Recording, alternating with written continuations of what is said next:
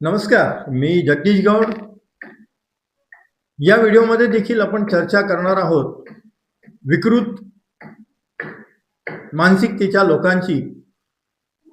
होळीमध्ये जो पवित्र सण आहे त्या होळीला कशा प्रकारे विद्रुपीकरण हे नालायक नराधम करत आहेत यावर आपण पुढील व्हिडिओ बघणार आहोत।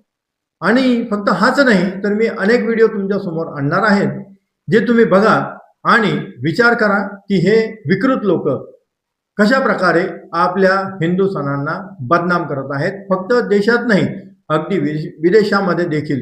कारण अनेक विदेशी पर्यटक आमच्या भारतामध्ये फक्त होळी हा सण साजरा करण्याकरता येतात, कारण ते अनेक व्हिडिओ बघतात त्यामध्ये आपण फुलांची होळी किंवा प्राकृतिक रंगांची होळी उधळण करून खेळत असतो असे व्हिडिओ ते बघतात आणि तशीच होळी आपल्याला खेळायला मिळेल हा विचार करून ते भारतामध्ये येतात। पण भारतातील नालायक नराधम बेवडे या पवित्र सणाला बदनाम करत आहेत, विकृती दाखवत आहेत।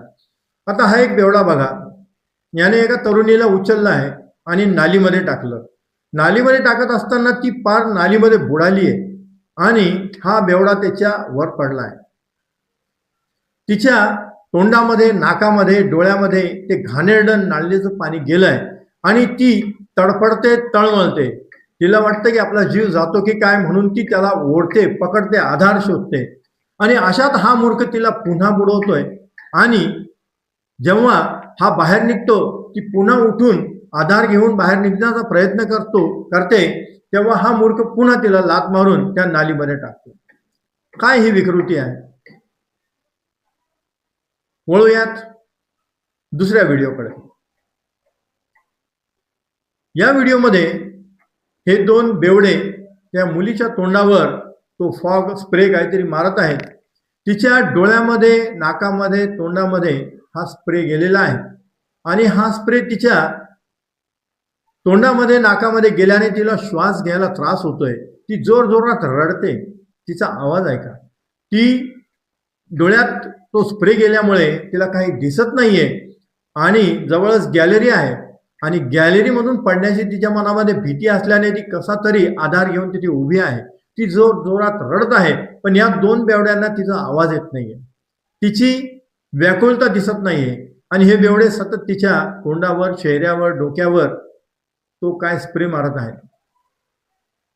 तिथे असलेली एक महिला त्या मुलीचं तोंड पुसते, तिच्या तोंडात, नाकात गेलेला तो काय असेल स्प्रे तो काढते।